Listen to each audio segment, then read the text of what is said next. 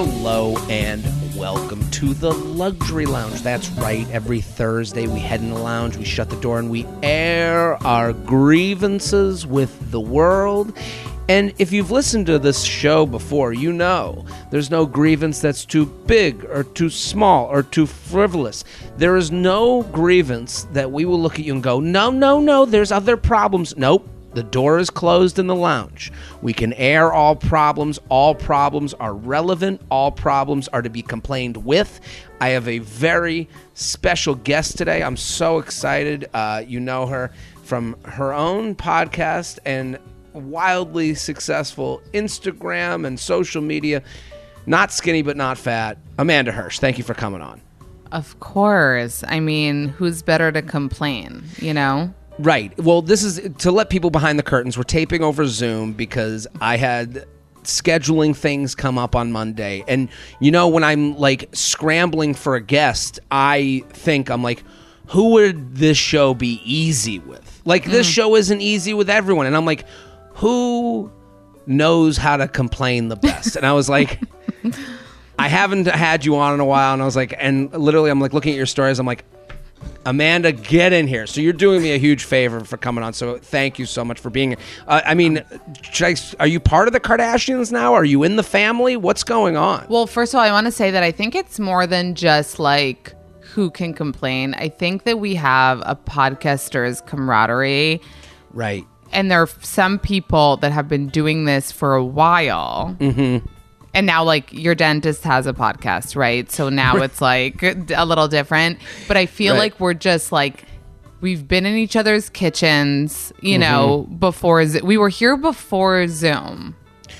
You know? And we know where the forks and knives are. We know where the plates are. There's less to explain. Like, I knew that we could hop on at 1 and be done by 2. Right. Like, you're not scheduling with my PR, you know, and, like, asking me how long it's going to take and if I need to be camera ready. Like, you know what I mean? So just to let people in even more behind the curtains, it's more than that. It's, like, you know, I feel like it is a podcaster's camaraderie. Like, we get it, we know it, and we have fun together. So it is always fun. And although, you know, it could be it's like, of course, it's always great when we come together. You make me pee my pants, so no pressure, but I'm here for it.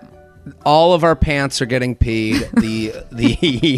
The feeling is mutual, and it is one of those things where it's like, not only can I get a hold of you for an hour real quick, but it's going to be a good show. Like, we're like, not to pat ourselves on the back, but you're right. The dentist with a podcast is like, so how did you get into dentistry? And it's like, shut the fuck up. You shouldn't have a podcast. You shouldn't even speak to people. You should be at a dinner very quietly on the end of the table, not adding, we invited you because we went to high school together. Like there's certain people that, like, you're not a podcast person. You are end of the table at a group dinner because we knew you a long time.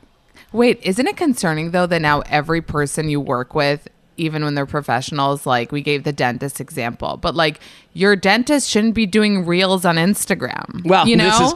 I actually, is a very, you bring up a huge point that I totally agree with. You're right. Yeah. Like no, can you not be a thirsty social media whore? Like my lawyer specifically, thank God, I feel like he's not on Instagram, but imagine like everyone today wants to have a quote unquote platform no matter what you do. And it's like, you're a banker. Like, why are you making reels about banking? Right. It's an interesting look at society. And I don't mean to go deeper with this, but I have thought about what you're saying.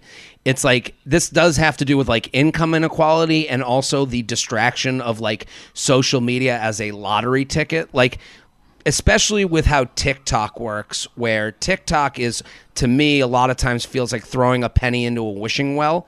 And so you'll see you'll see the and that's when I went viral, and you're like, what is that moment? What is it? Like, they're all like, and on my third video I went viral, right? And you're like, what does that even mean? And then they're like, then they have to do that one thing that got viral over and over again. So like the only way to build a following on TikTok is to be a famous person or to repeat the same joke 7 million times. So it's literally that they go viral with the thing, and then they have to do the thing, and that becomes their thing. And then you know what happens?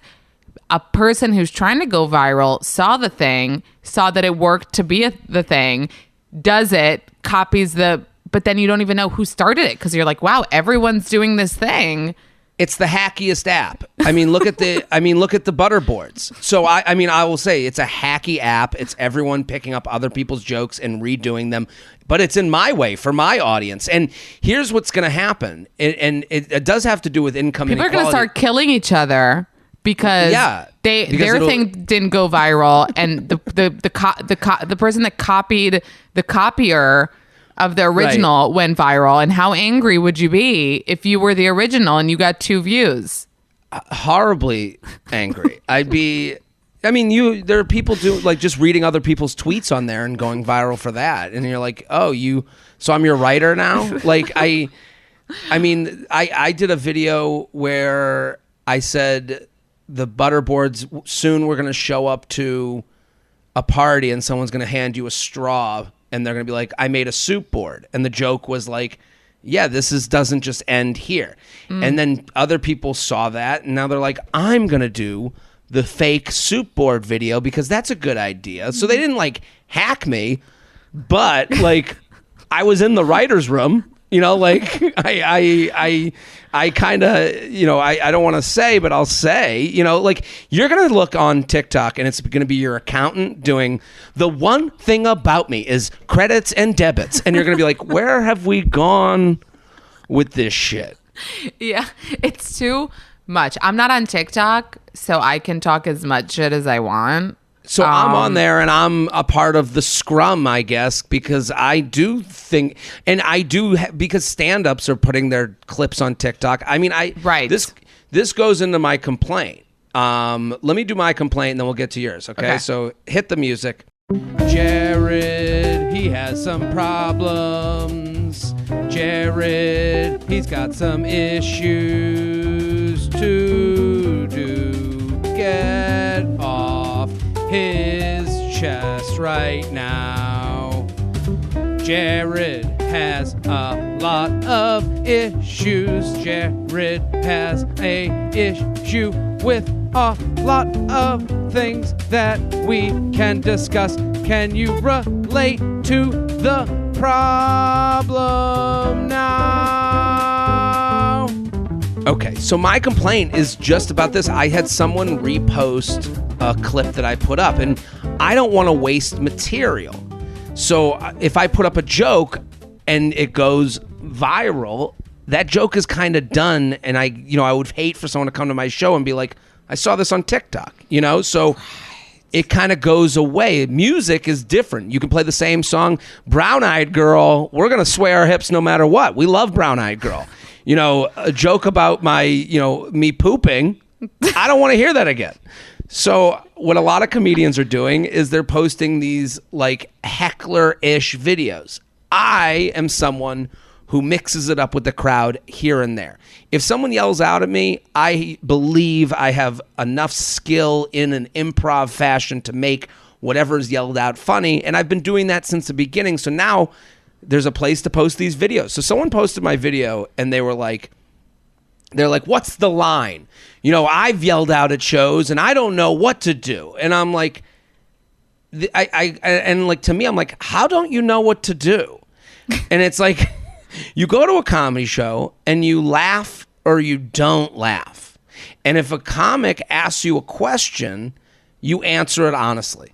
That's the whole thing. And the problem is, though, I have to take some of the blame. There's some comedians that aren't good at that, and they just start turning every joke into, well, you're not, and I've done that too. You talk to someone in the crowd and you make fun of them for not laughing, and then they yell back out of you like, oh, I talked to the wrong person. I was just joking. And then they're like, well, my mom died last week. And you're like, this was a professional mistake on my part. You're right. Yeah. But then I get into this conversation with the person who posted it, like, so I said, laugh or don't, and answer honestly. That's it. And they were like, well, I was at a show to support my friend. And this brings me to my actual complaint. I'm doing shows in Boston this weekend. By the time this comes out, the shows will be done. If you came to the Boston shows, I can't thank you enough for coming. I'm doing the Wilbur Theater. The Wilbur Theater is the theater in Boston. It's everyone knows, like I'm from Needham, which is outside of Boston. If someone said we're going to the Wilbur tonight, everyone would know. So the fact that I'm playing the Wilbur is a huge deal to me. The first show sold out within like 2 weeks. So I'm like, shit, that's great. So they're like, do you want to add a second show? And I'm like, I don't know if I have the capacity. And like, there's nothing better than going somewhere and having the show sold out before you get there, because you're like, I don't have to beg. I don't have to be online being like, hey, Boston's coming up. I mean, people who listen to this know I do this every week. I go, here are the shows coming up. I don't want to do that. I'd rather not ask, like I'd rather people see my name, buy the ticket, and then we're done. Like, great. What I now have is these people I went to like high school with being like, yeah, I want to come support. The idea of coming to support is the last thing I want in the entire world. If you say to me, I'm coming to your show to support, no, get out of here. Don't even show up. Wait, why? Support means, no, because you're coming to the show to laugh. I provide a service, okay? I go up, I tell the jokes, you laugh or you don't. If you're in the audience, you're like, when someone says, I'm coming to support, what you're saying to me is, I'm coming to do you a favor. And it's like, no. I charge a ticket price. I provide a service. I will pass or fail. You come because you want to laugh. If you come because you want to support, it's because you want to help. It's because you think, and you're not even a good audience member when you come to support. You come in and you go, yeah, we had to be here. We went to high school together, and hopefully it'll be good. It's like, no. If you come in with that attitude, you're already wrong. You're already someone. I would rather, like on the way in, I would like rather the club be like, why are you here? And then someone's like, we're here to laugh. And I'll be like, you right this way. Here's your seats. And then they'd be like, why are you here? And the person would be like, well, I'm here to support my good friend. I'd be like, we're going to lead you out. Here's your money back. I would literally lead them out the door. I'd be like, security, take them away. Also, when you get them outside, kick them in the nuts for me. Like, I would be like, do you get offended that they think? Wait, just a question. Please. Is it also like you think I can't?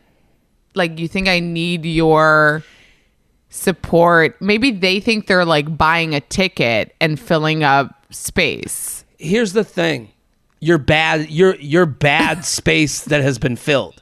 I'd rather have no one in that chair than someone who's there because they pity me and think, well, at least we filled the room. Like, no, I'm good at what I do. And I think that a lot of people who go in the beginning especially, you do say to your friends, come, trust it. You have to trust it. And I know you know me as a friend, and this is kind of a weird thing I'm doing. But even back then, I was like, come to have fun, not to support. Like and people, sometimes I've said this to other people and they don't get it. Like, I agree with what you're saying. Like, I understand someone could be there for both.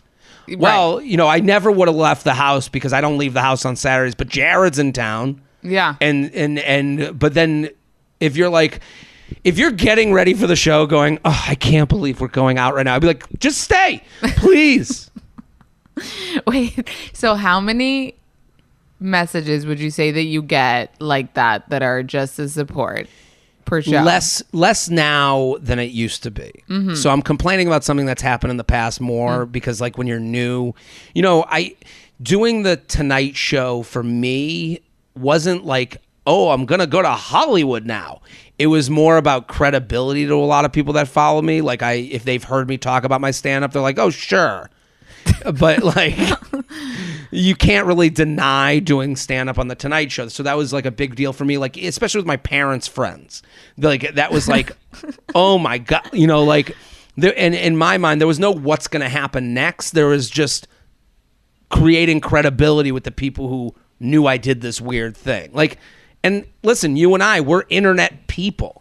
Yeah. As weird and internet people are just not seen the same way. Like, I'm sure you did, you interviewed one of the Kardashians. I'm sure someone goes, oh, now you're official. When you've been doing this as a living for years and years and years, right? And that had to have been gratifying, no? Actually, the opposite. Really? Yeah, because I think that it's like, because of what you said, it's like, yeah, like that doesn't put the stamp under my name, you know, Right. like I've been doing this for a while, and a lot of people now, I'm like so weird about that shit, like with followers and with certain things kind of defining you, it kind of like rubs me the wrong way. And even let's say if like a Kim Kardashian like reposts me, and my followers go up, which is less than you think. People think like you go up 1 million, and it's not like not like that. But let's say you go up a few thousand. I actually get more like timid about that, because I'm kind of like, who are these people? Why are they here? You know, like What are do they expect from me? What do they expect? And you know, in a Bachelor style sentence, they're here probably for the wrong reasons. Like they think Right. I'm now going to be like posting with Kim every day. Like, I don't know what they think, but Right. like the same way of like, I'm here to support. It's kind of like, why are you here? Are you here because how many of their friends have gotten a following just from being their friends, you know? Right. And built entire careers, but like, I don't want a part of that. I'm my own person. And, you know, so I get like weird about that shit, but no, it is cool. Like I go to Israel now, Jared. Yeah. And like, I'm Israeli, but I'm also like fully American. So it's kind of interesting, but they invite me on like the morning show and shit to be like the Israeli who made it in America and has interviewed Kim Kardashian, you know, and they like interview me about it. And that's like the main thing, right? It's like, right. She managed to interview Kim Kardashian. So I go with it in a lot of places. But I get what you mean about the Tonight Show for you. And yes, getting a big celebrity as a guest when you do pop culture interviews is a huge fucking deal. Yeah. And I guess, yeah. Do you have that from like your mom's friends? Like it enters their worlds? I get what you're saying. Like it gives you more, because I remember yesterday, I think I was someone was asking me like, who did you interview at the beginning? And I was like, other podcasters. Right. And like Bravo celebrities, you know, like, right. So it is obviously when you can, and you know what I think about right away for you too, it's like your pitch, right? Jared Freid, comedian, was on the Tonight Show. Like immediately you're like, what is added to my kind of resume? And that's like a big point on your resume. So I definitely feel that way. You know, I do think it's a self-conscious thing of legitimization. You know, I don't think, you know, like to bring it back to Kim a little bit, but like the nobody wants to work anymore sentiment. It's like everyone wants to fucking work. Everyone wants to be productive. Everyone wants to feel like they're doing something that they get respect from and they're getting fulfilled from. And when you do this world and people think you don't do much or you don't, think of it, or don't think highly of it, they go, you can feel that. Like you feel that from them. Right, exactly. Oh my God. That 100%. I mean, and that's when it comes to the support thing. It's like, oh, that's coded language to me. But at the same time, there are also people like my mom will like feel bad for me for how hard I'm working. And that's when I'm also like, okay. But let's not, but you know, like I appreciate the respect, but there are days where she's like, oh, she's torn in every direction. And I'm like, Mom, like, I'll be okay. And please don't talk about this with your friend whose son is a doctor. And tell them that I am, you know, because I'm having fun. Right. I'm doing something wildly fun. Right. And like, am I busy? Yes. I mean, it's crazy because you're so busy, but it's something that you love to do. And I'm very aware how hard it is to work and make money at something that you love to do. Like that was my biggest fear in life when I was working jobs for years that I didn't like, was like, wait, am I my whole life going to have to do something that I don't like? So I understand how important that is and how rare it is. So I will I think that's why I don't complain. It's like so scary and you feel so luxury loungy to ever complain about doing something fun for a living, right? It's like, how do I complain? I do this thing. I've become I feel like such a douche, but like I've recently, like the last month, I go work out on the field on the West Side Highway. I'm pointing out my window right now. It's literally out my window. And it's been gorgeous lately. Like the weather, like bright and cool. And I literally take a moment and I go, because I'm constantly in luxury lounge. I'm constantly complaining about everything. And then I'm just like, I do like a breath in, breath out, and then I do a second breath in, breath out, and it's like, where would you rather be? And then I think, nowhere. And you go, okay. It feels good for a second to do. Oh, I love that. And I do it before I work out, and then I'm miserable about the workout, and I'm like, you shouldn't have eaten 7 slices of pizza last night. Amanda, let's do your complaint. Hit the music. It's the guest's turn to complain. They're ready to jump in. They've got lots of problems too. It ain't all about Jared. Let's hear their complaint of the day. Let's hear their complaint of the day. They're invited on the show to have some fun and complain with you. Let's hear that complaint. Okay, go ahead. I'm so mad you don't get to hear the music because I would love your reaction to it. But oh my God! So you need to work on that. I want it. I know. We're gonna do an in studio one of these days, and you'll be able to hear it. Okay, but go ahead. You really never brought me in the studio. I'm now feeling very hurt. I know. This is what happens when you're the easy guest who's good at the show. You get treated as a second-class citizen. This is what you get. Okay, so. And I was going to post this, and then I got insecure. Like, I was going to legit post it, complain, had the whole screenshot of what I was going to say. And then I was like, oh, I'm going to get shit for it. So here I'm doing it on your podcast. Okay. It. So. You're in the lounge, baby. I'm in the lounge. So since I used to order an Uber pool. Okay. I used to be a Via bitch, right? After COVID. You start making a little bit more money. Yeah. Hold on. Sorry to interrupt. Was Uber Pool in other cities? Was that like Uber Pool was basically... I feel like such a loser now that I've ever did Uber Pool. Well, it is. I never did it. I am... I've, listen, I come from money. So it never worked into my life. Yeah. But Uber Pool was like, we're going to do, like, it was carpool. Shared rides. It was shared rides. Shared rides. So you would call an Uber Pool, then you'd be in the car with someone else who was heading somewhere else, and the app would basically drop you off along the way. So you used to do Uber. And Via was another version of it. Right. So I used to do that. It was hard. Like, I'd open the app, and I'm so frugal. And I used to see, I'm frugal, and this was when I didn't have money, but I would see like $20 for like a regular Uber, and then you'd be like $5, to pick up other people. How could I turn this down? How could I turn this down? Let them huff and puff on me and, be squeezed in a back seat. It feels so weird now, but so I've come away. I won't say, I've come away. And now it's like the Uber XL option really speaks to me. It is the difference between commercial and private. It is. Okay, but here's my complaint. Go ahead. Okay, because, if it's a short ride, if it's like, 5 minutes, fine. Bring me a Toyota Camry. I'll live. Okay? Right. Am I happy about a Toyota Camry?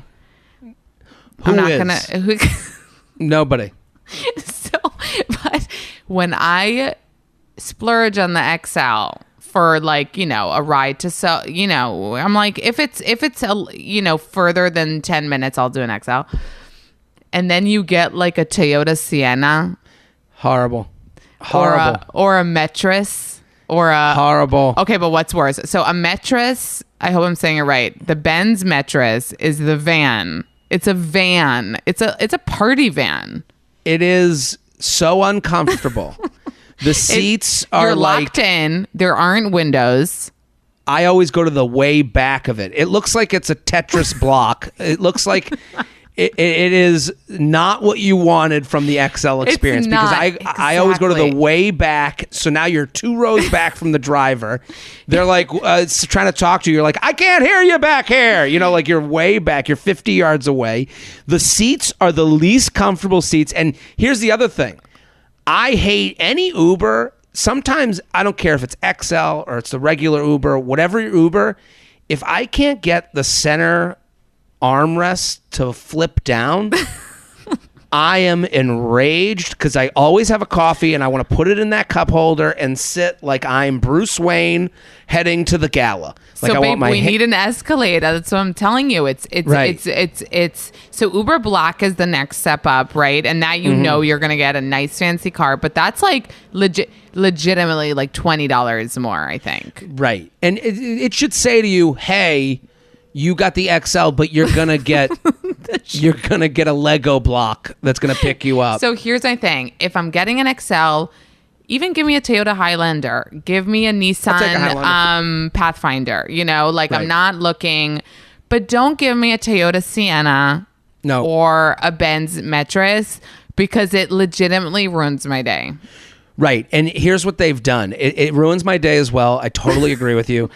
Here's what they do. It is based off of size, and that's the problem. They need to bring you on as a consultant. They need like a complaining Jewish woman, okay, to come and do a day with Uber and then just scroll through all the cars like it's Tinder. You would swipe right on XL, swipe left on the garbage Ubers. Yeah. And because they're just doing it big. Big doesn't mean good. Isn't it wild, the Ubers that pass the Uber test, like of cleanliness and of sometimes you walk into a legit shithole and you're like, this is not the experience. And maybe even while I'm at it and being obnoxious, maybe let's remove the Camrys. I mean, I don't know where we would put all those Camrys. We'd have like, you know how they have you know how in the ocean there's that like clump of plastic that floats in the Pacific? If we got rid of the Camrys, there'd just be a clump of Toyota Camrys filling the ocean. Do they not make Corollas anymore? I'm not sure. So here's the thing. I'm on the road all the time. I'm traveling the country. I've had to make a change with how I order Ubers outside. In New York, Toyota Camry, it's usually pretty good. I think they're pretty much the cabs now. Like they're all owned by like one guy at this point. And they all kind of pass the buck for me. But when I'm on the road, if you get the cheapest Uber on the road, you're just sitting next to someone's baby on their way to school. And you're like, what's going on here? Like, you have to kick over the toys and you're like, oh, hey, I'm going to the airport. And it's like, I've had to make a change. And sometimes they're legitimately like, I mean, I take 6 a.m. flights. So they're like out from the night before. And it's like this mom who's like blurry eyed and like, and I've had to switch to like Uber Black when I go on the road, because I'm like, I need someone who's just an inch over professional. I just need, do you know what I mean? Wait, what cars? I think I've experienced this, like tinier, right? Like even smaller than a Camry. The weirdest is being in like a pickup truck. And you're like, oh my God. What state have you been in a pickup truck? I mean, Texas, you're like in a Ford F-150. And the guy's like got like 2x4s in the back, and you're like, am I interrupting something? Like, are you doing a ride in between contract jobs? Like, it gets wild out there. I feel like that's such a good documentary to like Ubers across America, like the different types of rides that you get.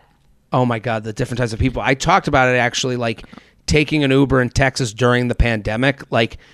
You would get people that were like, they just had to let you know where they stood on everything. Like here, New York Uber is just don't talk to you. Yeah, it's wonderful. Like it's just a wonderful agreement we have. You go to like somewhere. I've had them be like sit in the front. I've had them be like, you know, like, and I get it. And then LA is the worst because it's all people that are like this isn't their job. Like, I want people who are like, I'm a driver. Like, I love when someone is like, wait, can I tell you what happened to me in LA? So what happened? I had an event to go to. It was really important, and somehow I'm so timely, but when things are really important, everything gets fucked up that day. I was super late. LA Ubers, by the way, you order one, it's like 17 minutes away. Oh, very different from New York. Like, New York is like 4 minutes, and you're like, that's a long time. What am I doing? Yeah. And in LA, it's legitimately like between 9 and like 17 minutes. So I order an XL. It gets there, and like the valet like told them to inch up, and I get they got pissed, so they just drove off. And then the next one was like another 9 minutes, and here I am like downstairs all dressed up, like I'm like no. And the black was like the closest. I was like splurging on the black. Let's do it. Order the black. This guy pulls up like in the newest like Infinity, like starts telling me about the car, how much it costs, like a gazillion, all this shit. I'm like, okay. Then I could tell that he was really like into driving famous people and like telling me about them. Like, he got really excited about like Teresa Giudice. He like drove her around all day. I'm like, that's really cool. So then I was like, let me like show off to this guy. And I'm like, do you know where I'm going? Yeah. I'm like, I'm going to a Kardashian event. And he's like, oh my God. He gets so excited that he's like part of this now, whatever. He tries to bring me to the place, and like everything is confusing there because everything is in like lots and like doesn't look fancy from the outside, and you wouldn't know that it's an event space. So anyway, he's trying to find this space, and then he makes a gazillion mistakes, and then he finds it, and I come to open the door, but he like hops out because God forbid I open my own door in this Uber Black. Well, now you're part of the Kardashian family. He has to treat you like royalty. Yeah. So he wouldn't let me open the door, which got scary for a moment because I'm like trying to open it. And he's like, no. And he like shuts it. And I'm like, oh my God. And then he's like, there was like a security tent, and he's like, let me go talk to them. I'm like, what is happening? Right. He goes over to the security tent. He comes back. He's like, don't worry. Told them I have a VIP, and they're gonna let me like bring you into the It's like the last thing you wanted. He's now your date. He's like putting his arm around you. He's like, I got you. I'll be getting you drinks the rest of the night. And embarrassing me as if telling these people I like want to be a VIP, like, and dropped off, you know, in the back or like in a special place. In their minds, they hear from him. They're like, in their minds, you're in the back of the Uber going, I am a VIP. I'm here to see a Kardashian. Tell them it's not skinny, but not fat. Now. Like, that's what you sound like via him. Right. And I'm like, oh my God. And then like they take down, anyway, it ends up happening. Hopefully no one has found out about this, but that was my Uber Black experience, which I feel like I'll get to my next Uber Black and be like, are you not, you know, bringing go me talk inside? To security. You're also my bodyguard. Let's get to the emails. So excited to have you here. At Skinny But Not Fat. Go follow me. No, at Not Skinny But Not Fat. I said Not Skinny But Not Fat. No, you said at Skinny. At Not Skinny But Not Fat. Okay. At Skinny. At Skinny Mini. We're sponsored. Okay. JTrain podcast is sponsored by Joy Mode's Sexual Performance Booster is your pre-workout for sex. Ooh, Joy Mode makes natural and science-backed sexual wellness products for men. Put simply, the Sexual Performance Booster enhances sex drive and blood flow, resulting in better performance. ED prescriptions can come with all sorts of side effects, and over-the-counter gas station pills are sketchy. That's why Joy Mode was created. They knew they could do better than everyone else on the market. It's easy to use. 45 minutes to 4 hours prior to sexual activity. Tear open the packet and mix with 6 to 8 ounces of water, just like your favorite electrolyte packet. You'll notice better blood flow, better erection quality and firmness, and increased sexual energy and drive. Boom, that's it. I'll say this to my listeners. Even if you're a woman and you're in a serious relationship, this actually spices things up. Get some Joy Mode. I'm sure your guy would be excited that you're thinking about it. What a fun thing. Want to spice up things in the bedroom? and boost your sexual performance and do it naturally without nasty prescription drugs, Joy Mode has a special offer for the listeners. Go to usejoymode.com/JTrain or enter JTrain at checkout for 20% off your first order. That's usejoymode.com/JTrain for 20% off your first order. Thanks, Joy Mode. Love it. Okay, let's get to the emails. You ready? Mm-hmm. JTrainPodcast@gmail.com. If you're out there and you're going to be in Miami during Thanksgiving, I'm going to be there. Also, Virginia Beach, JaredFree.com for tickets. Luxury Lounge. Too much free Starbucks. Okay. Dear Jared and esteemed guest, your podcast is a weekly lifesaver on my drive to work. Thank you. My complaint is that I'm constantly getting free Starbucks at work that I don't really want, but I feel bad wasting. I'm a nurse practitioner in a small private practice where we often have pharmaceutical reps come to promote their particular drug. They always ask our secretary what we want from Starbucks prior to their visit. They usually come around lunch, so I have long since had my morning coffee. In an attempt to avoid the daily temptation of some super sugary seasonal drink, my usual order has been an iced coffee with almond milk and sugar-free vanilla. After getting far too many of these, I've ruined the drink and have been in a weird place of ordering random other things that I don't even want. I told her secretary that I just don't want anything, but she hates to turn down a free coffee, so one continues to appear on my desk while I'm with a patient. Even worse, she insists on a venti that I know is nearly $10, so I feel even crappier when I don't drink it. When I do drink it, I spend my rare breaks downing more coffee instead of water, so I'm on the verge of a heart attack by the end of the day. This is apparently just my cross to bear. Yours truly, trying not to be a basic bitch. What do you think? Too much free Starbucks? Why can't she say no? I guess everyone's just like, here's the problem. She can't say no because there's this guy or there's this person coming to the office being like, trying to sell them something. So they're willing to do anything. So they're like, let me get you a coffee. And then everyone's like, no, we're good. They're like, no, I got to get you this coffee so that you'll have a reason to owe me or to talk to me. So it's really the pharmaceutical sales rep that's the problem.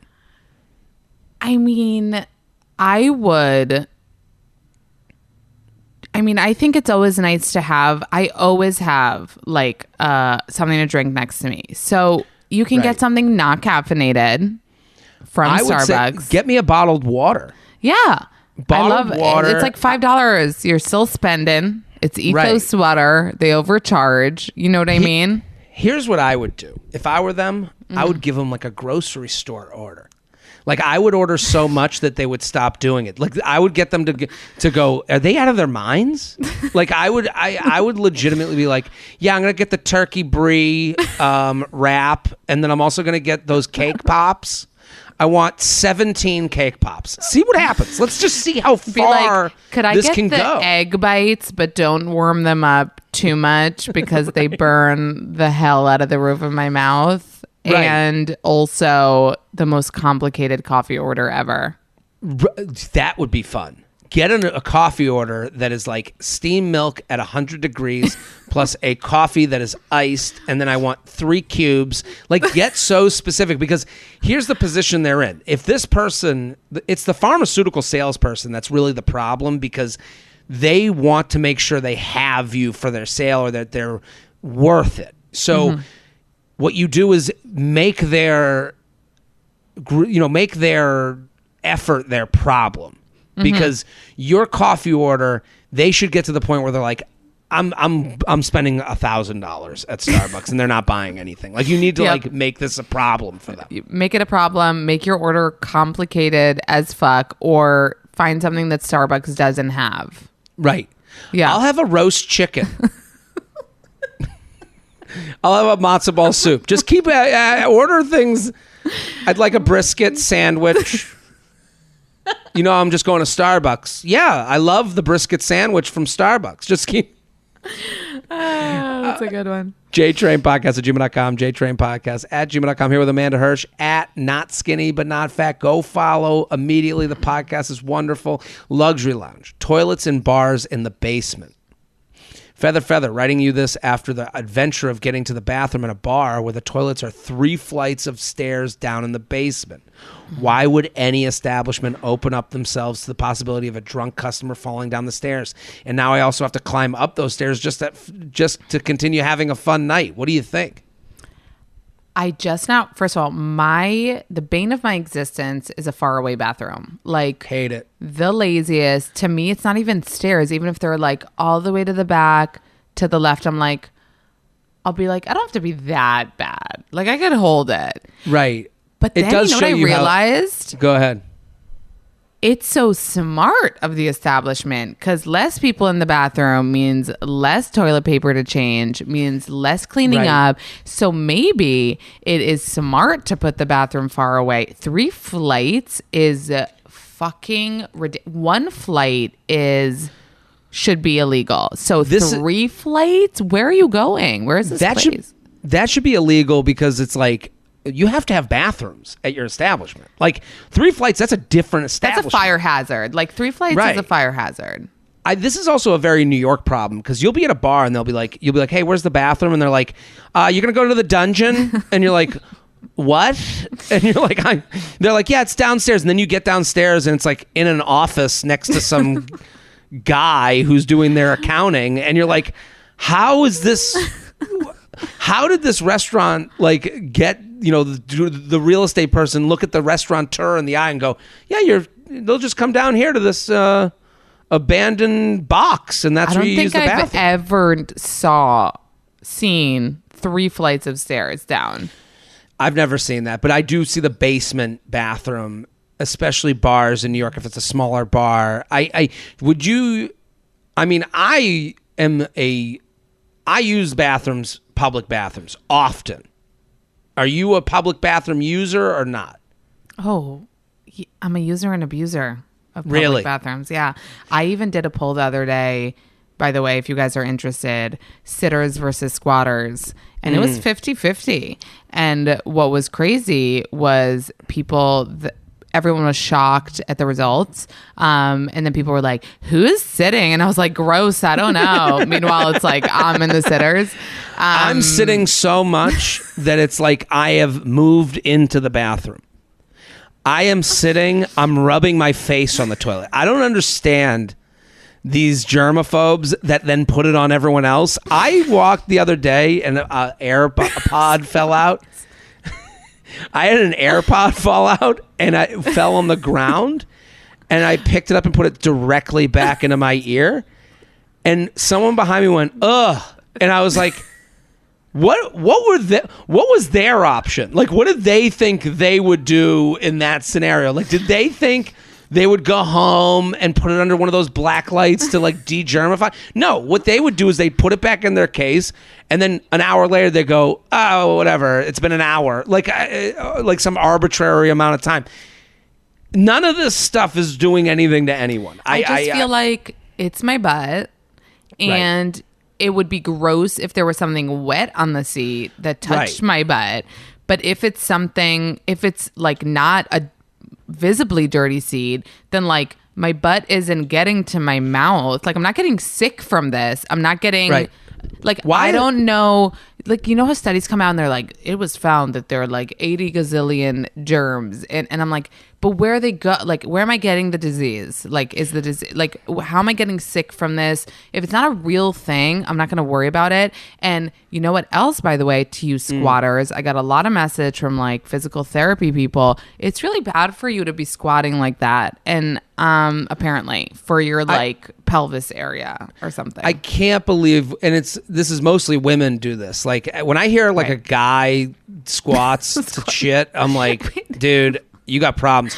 I agree with you. Wait. People squat to poop? I thought I'm it was pretty just sure. to pee. Oh, I mean, I'm not squatting to pee. I'm standing. Can you imagine if I was like, no, I squat to pee? Of course I do. Like, it'd be such a weird decision to make. Right. With guys, it's different. Right.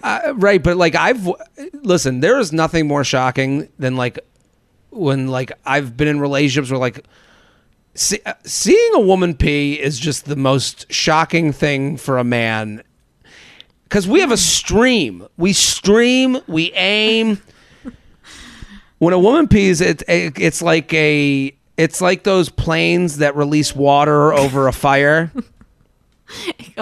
It goes in different directions. Just everywhere. Yeah, it's just wild. Right. It's So crazy. how can you squat? And that's the thing. How can you squat then?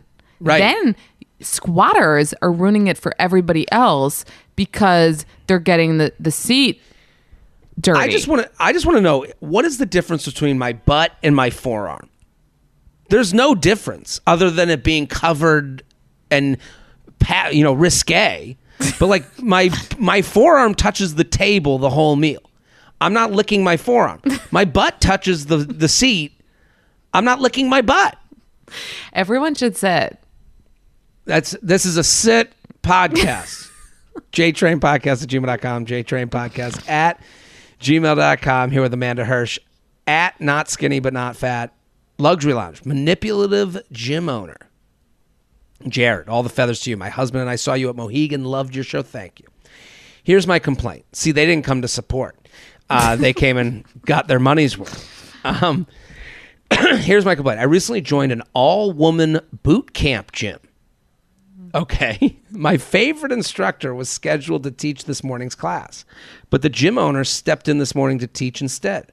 Her workouts are brutal, so I was dying by the end. Super sweaty, bright red face, just looking awful. The gym owner instructor says we can either finish the workout with 50 burpees or take a group photo. That's not uneven. Hey, you can finish with 50 burpees or you can have these cupcakes. What? Group photo? Or she can post it on the gym's Facebook and Instagram. You're threatening me with 50 burpees so you can take a less than flattering photo of me gasping for air? Why couldn't we take this photo before class? This is insanity to me. Thanks for listening. So wait a minute. She said the gym owner says we can either finish the workout with 50 burpees or take a photo so she can post it on the gym's Facebook or Instagram. I don't understand what the game. Wait, first of all, why wouldn't they choose the photo? Because they don't want to look bad in it after the workout? I guess. Or why would anyone choose the photo? You're there for the workout. Like, switch gyms. I don't like the idea of like, I think the manipulation part is them being like, it's an all-female boot camp. Like, just have the boot camp or don't. Like, I don't understand why this has to be like that's the part of the upsell, I guess. Right. Like, what? Do you go to boot camp classes? Do you do these things? I don't do any workouts. None. I should work out. Yes, I should work out. You don't should. No, not on this. I'm not saying you should. I'm saying no, I don't. I don't. And I would be very weirded out about a request like that. But I would probably choose the photo because I would rather that than do the burpees. Right. 50 burpees is the worst. No, first of all, 50. Who's doing 50 burpees in a row? Right. So I guess this unless you've been in a boot camp for a while and you're like, I guess that's this listener's point, is they're like, no one's going to do 50 burpees. We'd all rather take a photo, I guess, but now we're only taking that photo for your social media? Ugh, see? Everybody needs to stop with the social media. Right. Hey, guys, 1,000 burpees, or we can make a TikTok where we're dancing and saying how much we love an all-female boot camp. Like, hey, 7,000 burpees, or we can make a commercial to promote my business. Like, that's what I guess I'll do the commercial. Like, what?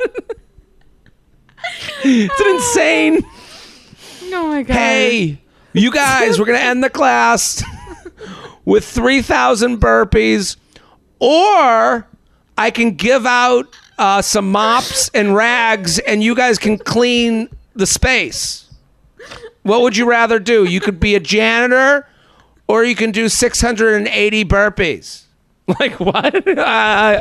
I guess I'll take the mop and I'll now work for you. It's weird. It's very weird. It's very weird. Quit the gym. JTrain podcast at gmail.com. JTrain podcast at gmail.com. I like this one. I feel like you're going to have a good opinion on this. Luxury Lounge. Long family goodbyes. Dearest JTrain, thank you for the endless laughs. Saw you in Providence this summer and can't wait for your show in Boston at the Wilbur. Well, thank you. My complaint is something that I have suffered in my own family for years, and now my boyfriend's family as well. Long goodbyes. Every time we leave a family event, the goodbyes take almost 30 minutes. Oy! I don't understand why you have to hug and kiss goodbye every single family member when you're probably going to see them next week. Can't you just say goodbye, everyone, and walk out the door? Sometimes these goodbyes turn into long conversations that we should have had at the dinner table or party we were just leaving from. Maybe this is because our families are both Jewish. I love both families, but sometimes I just want to leave when it's time to leave so I can go home and sit on my couch and not have to talk anymore. Love to hear your and your guest thoughts. Sincerely, my social battery does not last for these goodbyes. What do you think? You're close with your family. Jewish, how are the goodbyes? Well, with my immediate family, it's I literally, there's no goodbyes. We live too close to. I find it so funny. My younger sister, every time she leaves the room, she's like, "Okay, I love you, bye," and I'm like, "I love you too. I love you." Like, it's sweet. It's sweet, but like we don't have to do that, and we see each other all day. And she'll leave the room and be like, "Okay, I have to go to work. I love you," and I'm like, "I love you." I love you all. But with families, I feel like I've mastered this, so I want to bestow my wisdom. You just stand and you say one collective goodbye, like, "Bye, it was so nice to see you." Like, wave like a little pageant woman. Two hands in the air. Bye, everyone. Aw, you bye. Do a little look around. Right. If you say bye to one person, you got to say bye to everyone. You stand, you wave, you make a quick swoop-a-roo of eye contact, and you're out ski. You're totally right. You do above the tree line of the people. You don't make eye contact. If you zone in on anyone, they're going to try and get you for a longer goodbye. You go, "Bye, everybody." You look above at the ceiling. Look at the ceiling like you're a math genius trying to figure out a problem. Yeah, you just goodbye and then get out. My mom does this on the phone sometimes. My mom will go, I'll go, "Okay, I gotta go," and she'll go, "Okay, goodbye.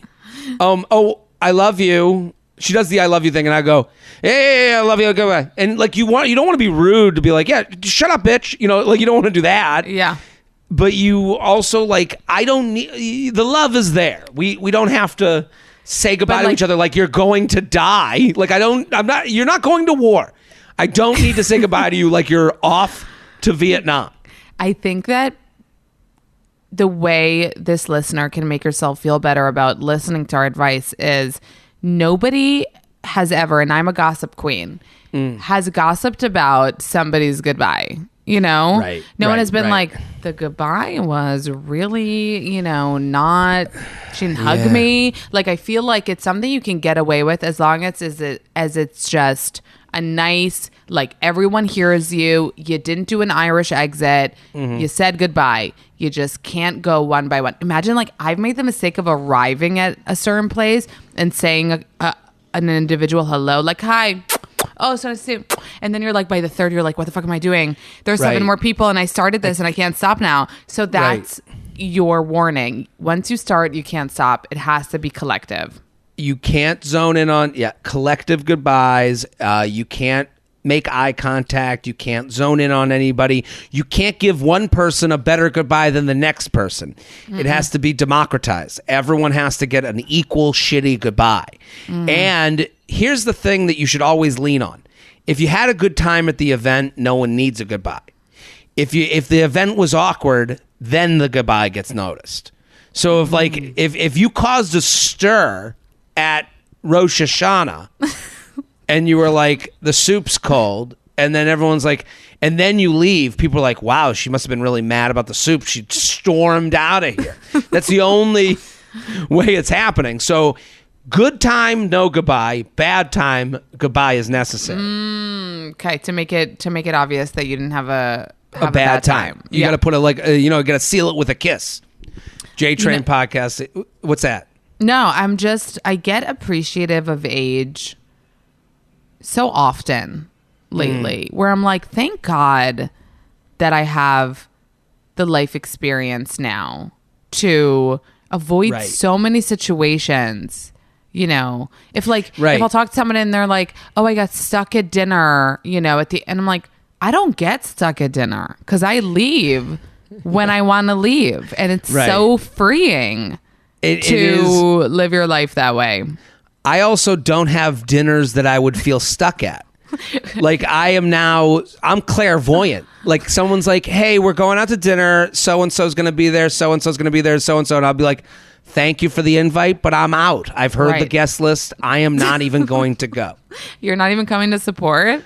Not to support, not to eat, not to wave hello. I will just opt out of this immediately. Love that. JTrain podcast at gmail.com, JTrain podcast at gmail.com. Here with Amanda Hirsch at Not Skinny But Not Fat. Go follow. Luxury Lounge. Hotel housekeeping are too good at making beds.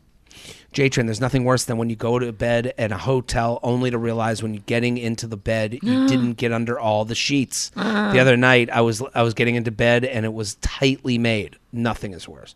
I truly appreciate the craftsmanship. However, it was made so tightly that I didn't realize that I was lying between the sheets and the comforter. I had to get up, pry out the sheets from the sides of the sheets from under the mattress, and get back into bed. As a fellow road warrior, I truly hope you can understand my frustration. I completely understand it. What do you think, Amanda? I never know what to do. I've brought this up before as well. People have said that because when I've complained about this and say, why did they even put the top sheet? Are you a top sheet guy? I don't. I am a comforter bottom sheet bitch. So I will do comforter bottom sheet, no middle, no that flimsy sheet. That's what I'm talking about. Get rid of it. But here's the thing. Do you know that I legit throw them out? Like, even if I'm gifted a really nice set, I'll throw out the top sheet because it's like, I'm not going to collect top sheets. I don't use them. That's so, I don't have the confidence to do such a thing. Like that takes major confidence to literally open up the package and go, yoink, right to the garbage. But you're not using it. Are you? And you can't donate one sheet to the Goodwill. Okay, listen, don't bring up donations now. I donate, okay? I donate. I'm just saying that, but that's not even a donatable item. That's like the Seinfeld episode where they're donating the muffin tops. It's like, you don't think people need the bottom sheet? You don't think the homeless need the bottom? It's like, okay. I feel like you'd get yelled at for giving. Yeah, here's a middle sheet, top sheet. But here's the thing: a lot of people told me that, especially in hotels and you travel, the comforters apparently don't get washed, and that's why the top this goes back to our sitting versus squatting, I feel like. Right. Okay. I don't care. I will lick that fucking comforter. I don't care. I need a thick comforter. It could be dredged in their fucking toilets for all I care. If it's a thick comforter, I am in. I don't give a fuck. I hear this all the time. Here's the one thing I don't like on a hotel bed. It's that one strip of the bed runner. What the fuck is that? Who needs that? That is not getting washed. That always looks disgusting to me. But I don't even understand the aesthetic of it. Like, I don't understand, like, in what world. It's very old fashioned. Right. But okay, but regarding the not the strip, the top sheet with the listeners thing. They put the top sheet, give you the option. Why the suffocation? Why the no exit route? Right. Like, why that? And then you end up hurting your hamstring because you're trying to kick it out. And then you're like, hey, why are you on crutches?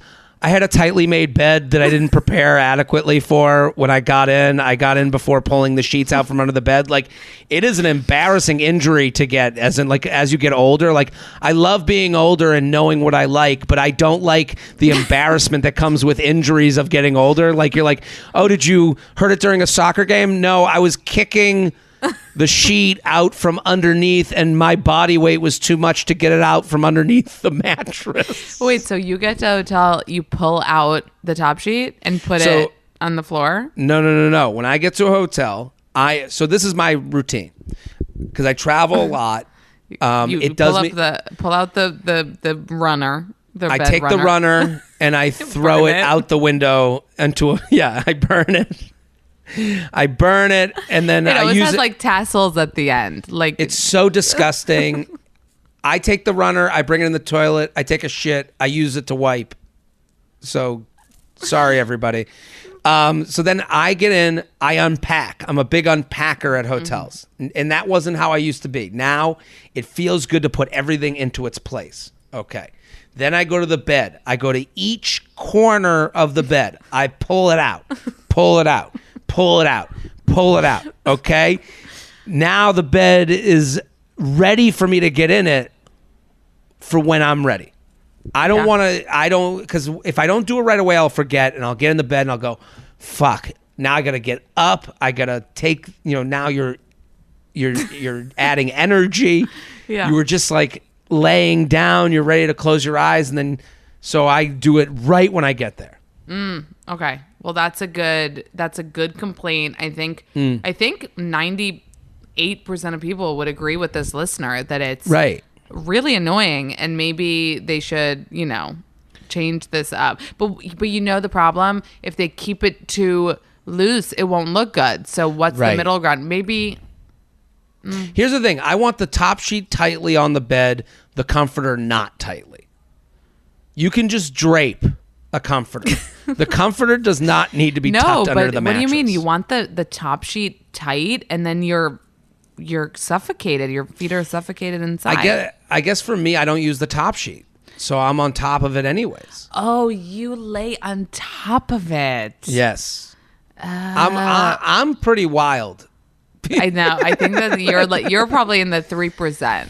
Right, because because that top sheet, just to me, it's like, it's not making me warmer, it's not making me cooler, it's not adding to my comfort level. I don't understand what people need from it. I don't get it. And to think that people use it in their homes, put aside hotels and like the fact the comforter isn't washed and whatever, but people, it comes in the motherfucking set, and that's why I be chucking them.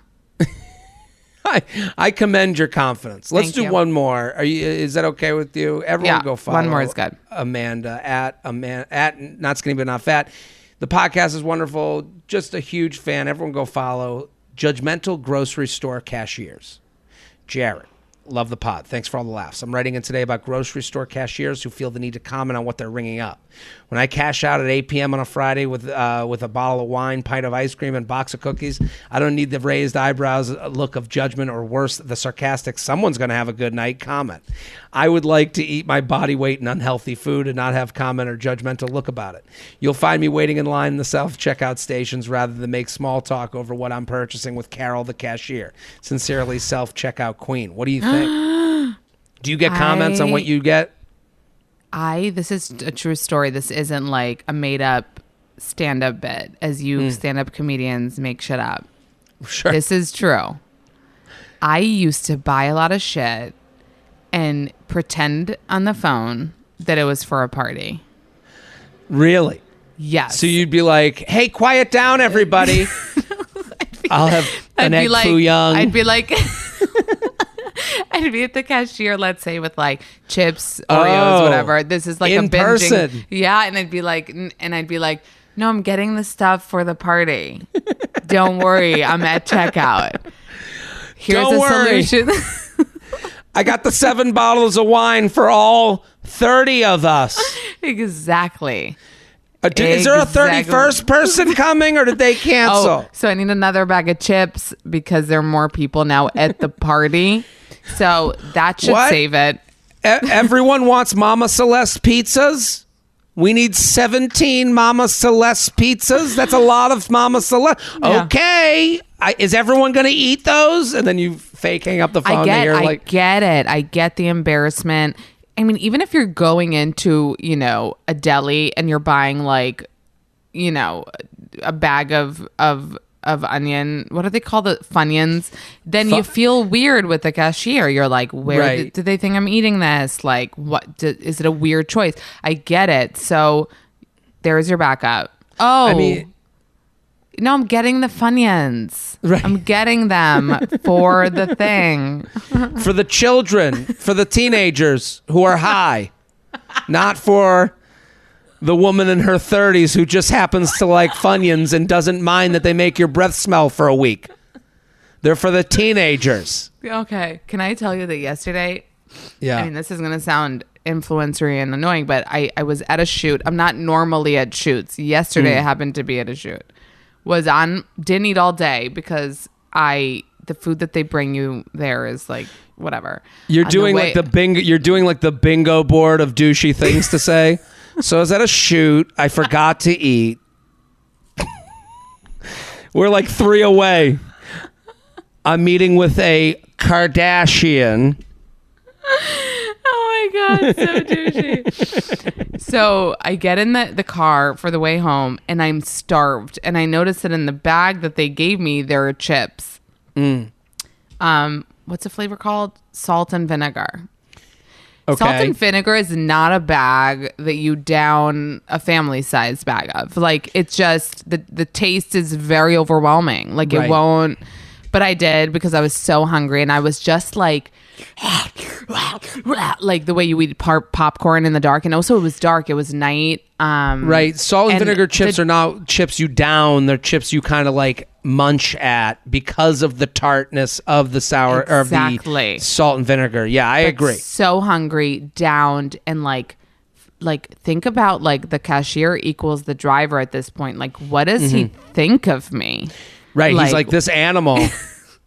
And they smell. And they smell. And I'm like, and then when I got home and I opened the door and I opened the car door and the light came in, I saw chips all over the seat, all over the thing. And I'm just like, let me clean this for you. And and he's like, it's okay. And I'm like, let me just get the ones I can see. Cause like, granted, they're going to be a lot. So I totally get this person and the embarrassment that comes with being, I've had this in Ubers. To bring it back to Ubers, I'll get drunk. I'll go to Joe's Pizza. I live very close to Joe's Pizza. I will get an Uber, and I literally have the box. And I have had Uber drivers go, please don't eat that in the car.